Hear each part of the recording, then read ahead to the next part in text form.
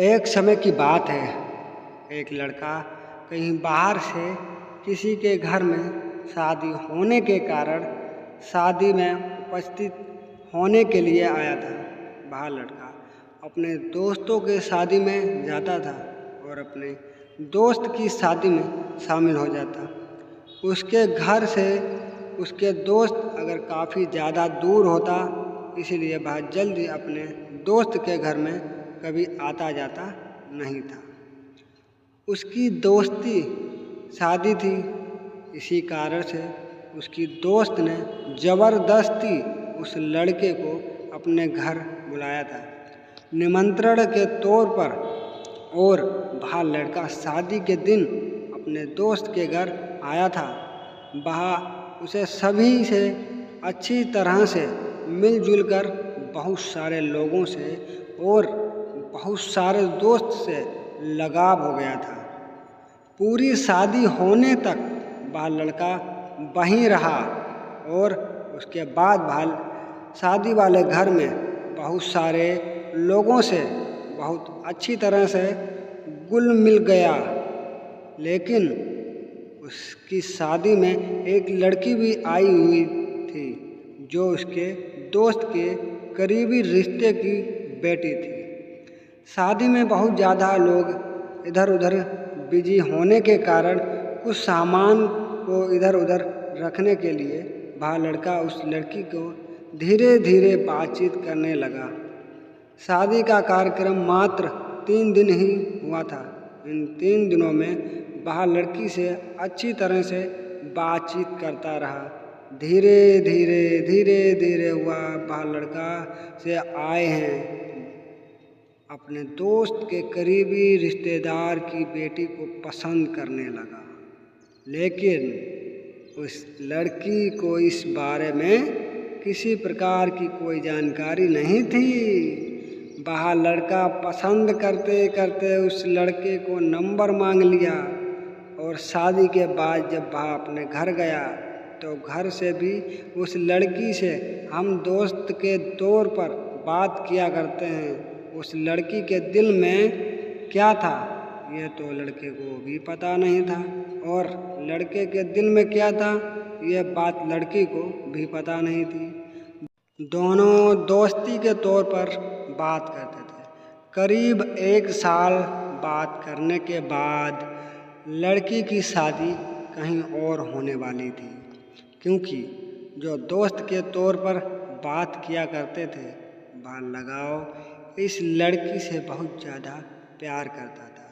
लेकिन इस बात की जानकारी कभी भी लड़के ने लड़की को नहीं बताई थी।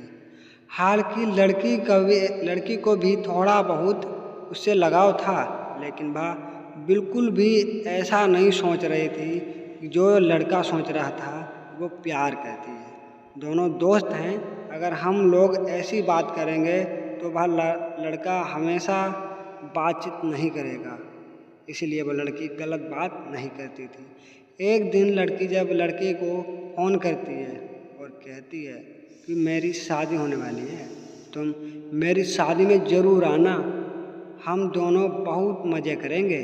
वह अपने दोस्त के बारे में ऐसा कहती है जैसे कि तुम अपने दोस्त की शादी में आए थे वैसे ही मेरी शादी में उपस्थित होना। सारा काम किया और हम सभी को खुश कर दिया। उसी प्रकार मेरी शादी में उपस्थित होकर मुझे खुश कर विदाई कर देना। इतना सुनने के बाद उस लड़के के आँखों में आंसू निकल जाते हैं, लेकिन जल्दबाजी में वह कुछ नहीं कह पाया। लड़का लड़की से कहता है कि चलो ठीक है, मैं तुम्हारी शादी में आने का प्रयास करूँगा, लेकिन अभी मुझे कुछ काम है, मैं बाद में करूँगा। तुमसे इतना कहकर वह लड़का अपने रूम में चला जाता है। जैसे ही शाम होती है वह लड़का अपने बिस्तर पर शाम को ही चला जाता है और सोने का प्रयास करता है। जैसे ही वह सोने के बारे में सोचता है उससे लड़की की बहुत याद आने लगती है। उस रात लड़के ने पूरी रात नहीं सोई और अपने दोस्त यानी कि उस लड़की को याद कर रहा। रात में रोया, लेकिन लड़की अपनी शादी के बारे में सोच रही थी। बहुत ज़्यादा खुशी हो रही थी क्योंकि लड़की को लड़के की स्त्री के बारे में नहीं पता चल पाया। जैसे ही लड़की सोच रही थी कि मेरी शादी में कुछ दिन बचे हैं तो मैं अपने दोस्त को अपने घर आमंत्रण के तौर पर बुला लूँगी और फिर हम दोनों कुछ दिन यहाँ साथ बिताएंगे, मौज मस्ती करेंगे और फिर अपने ससुराल चले जाएंगे। समय बीतता गया, शादी का दिन करीब आने लगा था। लड़का लड़की को 2 सप्ताह में फ़ोन किया। जिस तरह से प्रत्येक दिन लड़का लड़की से बात करता था, अब उन दोनों में धीरे धीरे दूरियां बढ़ने लगी थी, क्योंकि लड़की अपनी शादी को लेकर बहुत ज़्यादा व्यस्त होने लगी थी और अपने मांगतर से भी बात करने लगी थी। जो उसका पति था, होने वाला था, वो उससे बात करने लगी थी। साथ ही अपनी शादी की तैयारी को लेकर वह बहुत ज़्यादा व्यस्त हो गए थे। लड़का भी अपने बेवफाई तथा अपने दोस्त या प्यार से जुदा होने के कारण बहुत ज़्यादा तड़प तड़प कर रो रहा था। इस कारण से आप लड़की से बात करने की बिल्कुल भी मन नहीं करता था। उस लड़के का बिल्कुल भी बात करने का मन नहीं था लड़की से। किसी भी लड़के की शादी तो फिक्स हो गई थी। अगर उससे कुछ मालूम हो जाएगा तो फिर उसे अच्छा नहीं लगेगा। शादी के कुछ दिन पहले लड़की लड़के को फ़ोन करती है और कहती है कि बस 1 दिन ही बचा, कब आ रहे हो तुम। उसके बाद लड़का कहता है ठीक है, मैं आज ही आऊँगा। कुछ देर बीतने के बाद मतलब शाम तक वो लड़का लड़की की शादी में शामिल हो जाता है। वह लड़का अपने नाम आँखों से मिलाकर घर में सभी काम करता है और उसके सजावटी सामान और भी बहुत सारे शादी के काम जो होते हैं वो उसमें मदद करने लगा। बस दूसरे ही दिन लड़की की विदाई होने वाली थी। उधर लड़की अपने ससुराल जाने के लिए तैयार हो रही थी। एक बार वह लड़का अपने प्यार से बिछड़ने के लिए रोने वाली फीलिंग रह रहे थे।